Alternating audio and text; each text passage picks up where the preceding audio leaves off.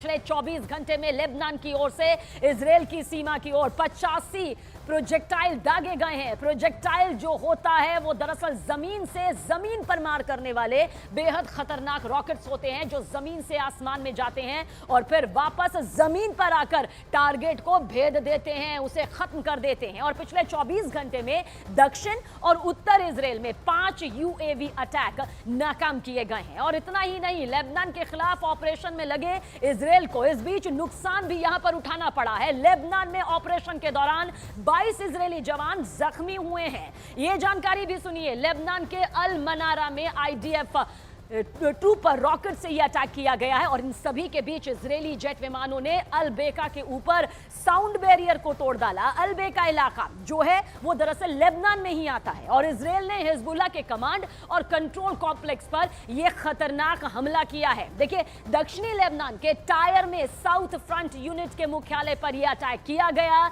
ये इजराइल ने किया। और इसके अलावा जो इजरायली सेना है यानी कि आईडीएफ ने हिजबुल्ला के 1500 सदस्यों को मार गिराने का बहुत बड़ा दावा भी किया है। और इन सभी के बीच जो सबसे बड़ा अपडेट है वो ये कि हिजबुल्ला के कार्यकारी प्रदेश परिषद के चीफ हाशिम सैफुद्दीन की मौत की बात भी हिजबुल्ला ने आधिकारिक तौर पर मान ली है, पुष्टि कर दी है।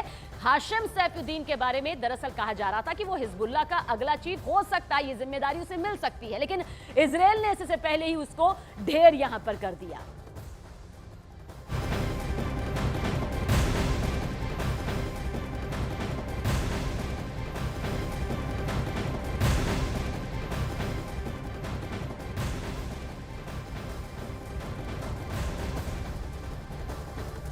देखिए, पश्चिम एशिया में हालात लगातार खतरनाक भयावह होते जा रहे हैं और ऐसा इसलिए भी है क्योंकि ईरान और इजराइल दोनों ही देशों के पास मिसाइलों का ऐसा जखीरा है जो पल भर में महातबाही ला सकता है। कैसे, देखिए आप भी।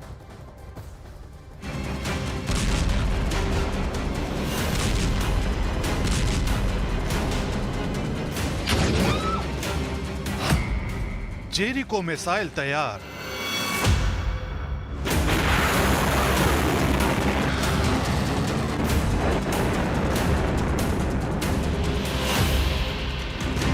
सीजिल मिसाइल से होगा प्रहार।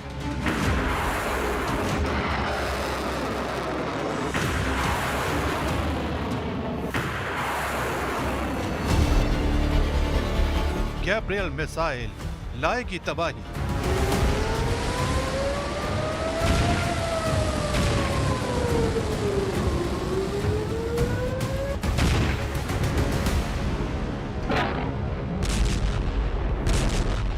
खैबर मिसाइल करेगी प्रचंड वार।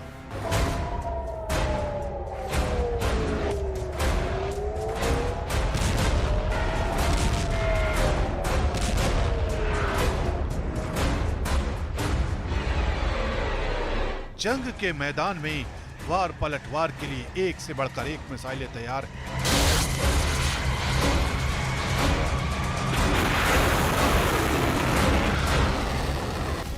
युद्ध हुआ तो इजराइल और ईरान की तरफ से ऐसी विध्वंसक मिसाइलें चलने वाली हैं जिन्हें वॉर जोन में सर्वनाश के हथियार का तमगा हासिल है।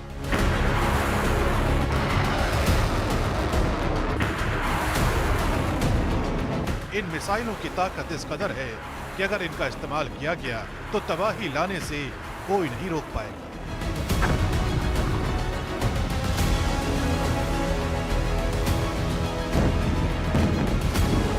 ईरान के पास हजारों बैलिस्टिक और क्रूज मिसाइलें हैं जिनकी रेंज अलग अलग है, तो इजराइल भी कम नहीं है। उसके पास भी मिसाइलों का जखीरा है और उस जखीरे में नायाब अस्त्र है जेरिको 3, जिसकी रेंज उसे बेहद ताकतवर और मारक बनाती है।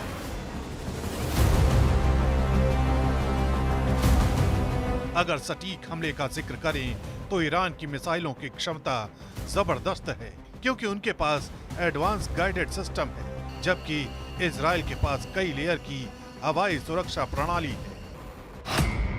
इजराइल के पास जेरिको 3 है, इसकी रेंज 11,500 किलोमीटर तक है, तो ईरान के पास लंबी दूरी की मिसाइल सिजिल है जिसकी रेंज 2500 से 4000 किलोमीटर है। इजराइल के पास जेरिको 2 है, जिसकी रेंज 1500 से 3000 किलोमीटर है। ईरान के पास खैबर है, जिसकी रेंज 2000 किलोमीटर है। यानी ताकत के मामले में कोई किसी से कम नहीं है। اسلام ایران خواهان افزایش تنش نیست، خواهان جنگ نیست. اگرچه ما از جنگ نمیترسیم، همه جور آمادگی کامل داریم. اگر میخواهند اراده ما رو امتحان بکنند، همونطور که اینجا عرض کردم، میتونن این کار رو انجام بدن. मिसाइलों के मामले में ही अगर इजराइल और ईरान की शक्ति का जिक्र करें तो इजराइल के पास जेरिको 1 है, जिसकी रेंज 500 किलोमीटर है। ईरान के पास खुर्रम शहर है, जिसकी रेंज 2000 किलोमीटर है। इजराइल के पास गैब्रियल है, जिसकी रेंज 400 किलोमीटर है। ईरान के पास शहाब 3 है, जिसकी रेंज 2000 किलोमीटर है। इजराइल के पास लोरा है, जिसकी रेंज 280 किलोमीटर है। ईरान के पास इमाद 1 है, जिसकी रेंज 2000 किलोमीटर है। עכשיו אתם ראיתם את ההתקפות שהאיראנים תקפו אותנו לפני זמן קצר. ההתקפות האלה היו אגרסיביות, אבל ההתקפות האלה נכשלו כי הן לא היו התקפות מדויקות. וכמו שעשינו עד עכשיו במלחמה בכל הגזרות האחרות, מי שתוקף אותנו...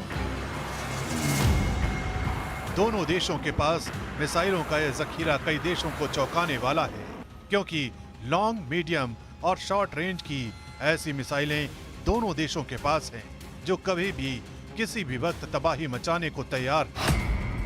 इजराइल के पास जेलिलाह है, जिसकी रेंज 250 किलोमीटर है। ईरान के पास गदर 110 है, जिसकी रेंज 2000 किलोमीटर है। इजराइल के पास हारपून है, जिसकी रेंज 240 किलोमीटर है। ईरान के पास कासिम है, जिसकी रेंज 1400 किलोमीटर है। इजराइल के पास एक्स्ट्रा है, जिसकी रेंज 150 किलोमीटर है। ईरान के पास फत्ता है, जिसकी रेंज 400 किलोमीटर है। سیاست ما سیاست جنگ و ادامه تنش نیست، اگرچه برای اون آمادگی داریم. سیاست ما توقف درگیری ها هست و رسیدن به یک آتشبس عادلانه که مورد توافق، مورد قبول و پذیرش مقاومت باشه.